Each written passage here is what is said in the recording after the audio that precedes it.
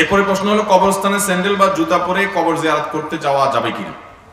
কবরস্থানে যখন আমরা প্রবেশ করব, বিশেষ করে কবরের উপরে যখন আমরা যাব কোনো প্রয়োজনে, তখন আমরা জুতা স্যান্ডেল পরে গেলে হারাম হবে না, নাজায়েজ বা গুনাহ হবে না।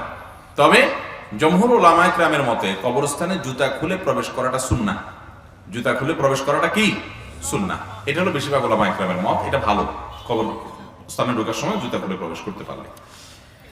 এরপরে প্রশ্ন হলো, শ্বশুর শাশুড়ির সেবা করা কি ফরজ, না করলে কোনো সমস্যা আছে কিনা। শ্বশুর শাশুড়ির সেবা, এটা হয়তো কোনো বোন প্রশ্ন করেছেন। শ্বশুর শাশুড়ির সেবা করার জন্য আপনার সে অর্থে ফরজ না, কিন্তু একজন ভালো মুসলমান হওয়ার জন্য আপনি আপনার শ্বশুর শাশুড়ির প্রতি সাধ্য অনুযায়ী তাদের প্রতি সদাচরণ করা, এটা আপনার কর্তব্য অবশ্যই। আপনার উপরে আক্ষরিক অর্থে সেবা করা ফরজ না, কিন্তু আপনার স্বামীর সাথে সুসম্পর্ক যেন বজায় রাখে। তাছাড়া তারা বয়সে বড়, বাবার বয়সী, মায়ের বয়সী, বড়দেরকে সম্মান না করলে, তাদেরকে অসম্মান করলে, তাদের অযত্ন অবহেলা করলে, অসম্মান করলে, সেটা কোনো ভালো দিনদার মানুষের কাজ হতে পারে না। সেই জায়গা থেকে আপনি তাদের সাধ্য অনুযায়ী তাদের পাশে দাঁড়াবার চেষ্টা করবেন, তাদের সম্মান করবেন, ইজ্জত করবেন, তাদের প্রতি ভদ্রতা, সৌজন্যতা, সিনিয়র হিসাবে, বয়স্ক হিসাবে বাপমার মতো করে ইজ্জত আপনাকে করতে হবে। সাধ্য অনুযায়ী সেবাও করবেন, এই জন্য যে আপনার স্বামী আপনার জন্য অনেক কিছু করছে, আপনার সংসার উন্নতির জন্য করছে, আপনার ছেলেমেয়ের উন্নতির জন্য করছে, এমন অনেক কিছু করছে যেটা তার জন্য আবশ্যক না। তো আপনিও তার হয়ে তার বাবা মার খেদমত করা, তাদের সেবা করা, তাদের পাশে দাঁড়ানো, এটা আপনার কর্তব্যের অংশ। যে আমার স্বামী আমার জন্য অনেক কিছু করছে যেটা তার উপর আবশ্যক না। আপনার স্বামী যদি আমাকে জিজ্ঞেস করতো যে স্বামী হিসাবে আমি স্ত্রীর জন্য কতটুকু করা আবশ্যক আর কোনটা ফরজ না, তাহলে তো আমরা উত্তরে বলবো যে আবশ্যক হলো তার জন্য ভরণ পোষণের ব্যবস্থা করা, থাকার একটা ব্যবস্থা করা, আপনার জন্য শহরে একটা বাড়ি করা, আপনার জন্য একটা গাড়ি কেনা, আপনার জন্য ভবিষ্যৎ তৈরি করা, আপনার ভবিষ্যৎ ভালো যেন থাকতে পারেন সেজন্য ব্যাংক ব্যালেন্স করা।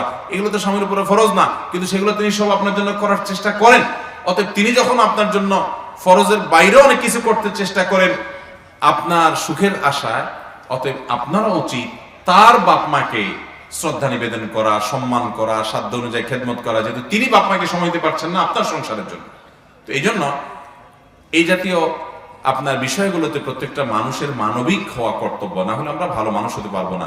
আপনি একসময় শ্বশুর-শাশুড়ি হবেন, তখন আপনি আশা করবেন আপনার বৌমা আপনার সাধ্য অনুযায়ী সেবা করুক, সাধ্য অনুযায়ী আপনাকে দেখুক, যত্ন নিক, আদর আপ্তি করুক। এটা আমাদের করা কর্তব্য, বিধায় সেটা ভোলা যাবে না। এরপরে প্রশ্ন হলো, একজন মুসলমান হিসাবে ভাষা শহীদদের জন্য আমাদের করণীয় কি। খুবই প্রয়োজনীয় প্রশ্ন।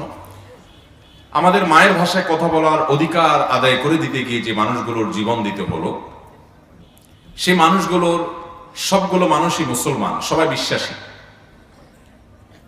এবং সবগুলো মানুষ, এই যে আব্দুল জব্বার, আব্দুল সালাম, এই সমস্ত মানুষগুলো যারা চলে গেলেন, আবুল বরকত, যাদের অন্যায়ভাবে যাদেরকে হত্যা করা হলো, সে ব্যক্তি যে নিজের অধিকার আদায়ের জন্য, নিজের জীবন রক্ষা করার জন্য জালেমের জুলুমের শিকার হয়ে মারা গেছে, আল্লাহ তাআলা তাকে শাহাদাতের মর্যাদা দান করবেন। আমাদের একজন মুসলমান হিসেবে কর্তব্য হলো তাদের জন্য দোয়া করা। তাদের জন্য কি করতে হবে? দোয়া করতে হবে। একজন মুসলমানের মৃত্যুর পর তার জন্য দোয়া করাই হলো প্রধান কর্তব্য, মূল কর্তব্য। কারণ দোয়াটাই তার একটু উপকারে আসবে, তার পক্ষ থেকে দান সাদাকা করলে সেগুলো তার উপকারে আসবে। কিন্তু দুঃখের বিষয় হলো আমরা এমন অনেক কাজ করি যে কাজগুলো তাদের কোনো উপকারে আসবে না, বরং সেগুলো আমাদের জন্য ক্ষতির কারণ হতে পারে। এরকম অনেক কাজ আমরা করি, খুবই দুঃখজনক। নিজের ভাষা, নিজের ভূমি, এগুলোর প্রতি ভালোবাসা, এটা সহজাত একটা বিষয়। কারোর মধ্যে যদি এটা না থাকে তাহলে তার সুস্থ মস্তিষ্ক এবং সুস্থ মানুষকে নিয়ে এটা নিয়ে প্রশ্ন তোলা যায়।